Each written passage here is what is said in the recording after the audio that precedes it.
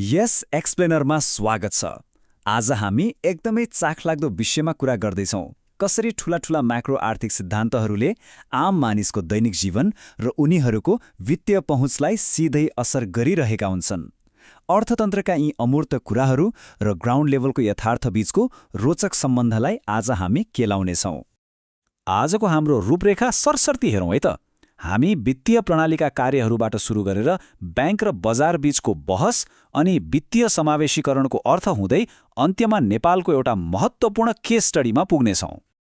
त्यसो भए ढिला नगरी सुरु गरौँ हाम्रो पहिलो विषयबाट, वित्तीय प्रणालीका आधारभूत कार्यहरू। खासमा कुनै पनि अर्थतन्त्र कसरी चल्छ भन्ने कुरा बुझ्न यो प्रक्रिया हेर्नुहोस्। बजारमा सुरुमा हुने घर्षण, जस्तै जानकारीको अभाव वा उच्च कारोबार लागतदेखि लिएर निरन्तर आर्थिक वृद्धिसम्म पुग्ने यात्रा साँच्चै नै गजबको छ। बजारका यिनै अवरोधहरूले नै वित्तीय बजार र मध्यस्थकर्ताहरूलाई जन्म दिन्छन्, जसले अन्ततः पुँजी निर्माण र प्राविधिक आविष्कारको बाटो खोल्छन्। यहाँ बुझ्नुपर्ने सबैभन्दा महत्त्वपूर्ण कुरा के हो भने वित्तीय प्रणाली भनेको पैसा जम्मा गरेर राख्ने ढुकुटी मात्र पक्कै होइन। यी प्रणालीहरूले सक्रिय रूपमा 5वटा ठूला कामहरू गर्छन्: लगानीको पूर्व जानकारी जुटाउने, अनुगमन गर्ने, जोखिम व्यवस्थापन गर्ने, छरिएको बचतलाई परिचालन गर्ने र विनिमयलाई सहज बनाउने। अब तरलता र जोखिमको कुरा गरौँ। वित्तीय बजारले यी दुई कुरालाई यसरी सन्तुलनमा राख्छन् कि लामो समयसम्म चल्ने र उच्च प्रतिफल दिने ठूला परियोजनाहरूले सजिलै पुँजी पाउन सकुन्।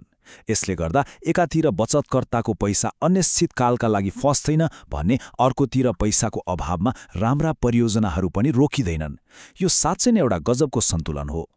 यो सन्तुलन कसरी कायम हुन्छ भन्ने कुराले हामीलाई एउटा लामो समयदेखिको बहसतर्फ लैजान्छ, ब्याङ्क भर्सेस बजार। यो भिन्नता एकदमै रोचक छ। एकातिर ब्याङ्कहरू छन् जसले व्यवसायहरूसँग लामो समयसम्म व्यक्तिगत सम्बन्ध बनाएर भित्री जानकारीका आधारमा लगानीको अनुगमन गर्छन्। अर्कोतिर बजार आधारित प्रणालीहरू छन् जसले पूर्ण रूपमा सार्वजनिक मूल्य निर्धारण, शेयर बजार र छरिएको स्वामित्वमा रहेर स्वतन्त्र रूपमा काम गर्छन्। कर्पोरेट सुशासनलाई नियन्त्रण गर्ने कुरामा चाहिँ बजार आधारित प्रणालीहरू अलि आक्रामक हुन्छन्। उनीहरूले प्रबन्धकहरूलाई सही बाटोमा राख्न होस्टाइल टेकओभर जस्ता संयन्त्रहरू प्रयोग गर्छन्। तर कतिपयको तर्क के छ भने यस्तो आक्रामक कदमले कहिलेकाहीँ दीर्घकालीन स्रोत बाँडफाँडमा भने बाधा पुर्याउन सक्छ। यी प्रणालीहरूले सिद्धान्तमा कसरी काम गर्छन् भन्ने त हामीले बुझ्यौँ, तर जब समाजको एउटा ठूलो हिस्सा यो सम्पूर्ण प्रक्रियाबाटै बाहिर रहन्छ तब के हुन्छ त? यसको जवाब खोज्नुअघि वित्तीय समावेशीकरण भनेको वास्तवमा के हो त्यो स्पष्ट पारौँ। स्रोत सामग्रीमा यसको परिभाषा एकदमै कडा छ। वित्तीय सेवाहरूको प्रयोगमा मूल्य वा गैरमूल्य कुनै पनि प्रकारका अवरोधहरूको पूर्ण अनुपस्थिति, अर्थात् सेवा सस्तो भएर मात्र पुग्दैन, त्यो बिना कुनै झन्झट सबैको पहुँचमा पनि हुनुपर्छ। यो वर्गीकरण हेर्दा स्थिति अझै छर्लङ्ग हुन्छ। अनब्याङ्क वा ब्याङ्कको पहुँच बाहिर रहेका मानिसहरू पनि दुई थरीका हुन्छन्। पहिलो, जो आफ्नै खुसीले बाहिर बसेका छन्, र दोस्रो, जो न्यून आय, भेदभाव वा प्रणालीगत त्रुटिका कारण बाध्यतावश बाहिर पारिएका छन्। यो भिन्नता छुट्याउनु नीति निर्माणको लागि एकदमै जरुरी छ। अब यी सबै म्याक्रो आर्थिक सिद्धान्तहरूलाई यथार्थको धरातलमा उतारेर हेरौँ।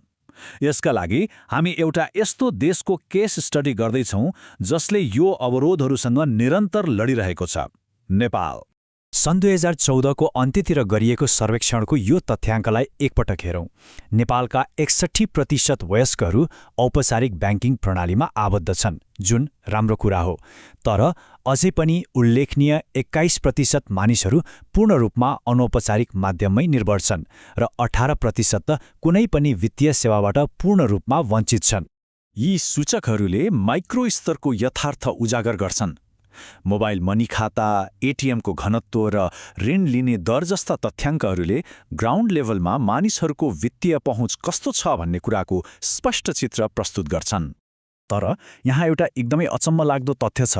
नेपाल जस्तो गम्भीर भौगोलिक विकटता र संरचनागत चुनौतीहरू भएको देश पनि ऋणमा पहुँचको सहजताको सन्दर्भमा 138 अर्थतन्त्रहरूमध्ये विश्वव्यापी रूपमा 65औं स्थानमा पर्न सफल भएको छ।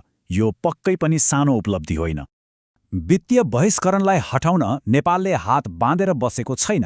ग्रामीण ब्याङ्क मोडलदेखि लिएर थोक लघुवित्त, निर्देशित ऋण र एनजिओहरूलाई प्रयोग गर्ने फिङ्गो मोडलसम्मका विभिन्न विशिष्ट नीतिहरू लागू गरिएका छन्।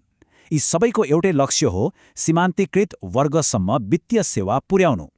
केन्द्रीय ब्याङ्क नेपाल राष्ट्र ब्याङ्कले चालेका यी ठोस र प्रणालीगत कदमहरू हेरौँ।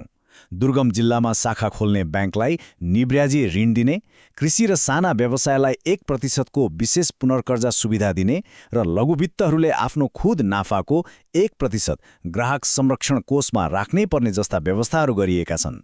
यसले संस्थाहरूलाई प्रोत्साहित गर्नुका साथै ऋणीहरूलाई सुरक्षित पनि बनाएको छ। आजको यो एक्सप्लेनरको अन्त्यमा हामी सबैले एउटा गम्भीर प्रश्नमा विचार गर्नै पर्छ।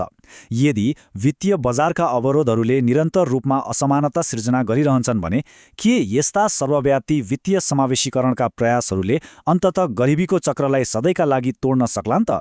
यो यस्तो प्रश्न हो जसको उत्तरले हाम्रो समग्र आर्थिक भविष्यको दिशा तय गर्नेछ।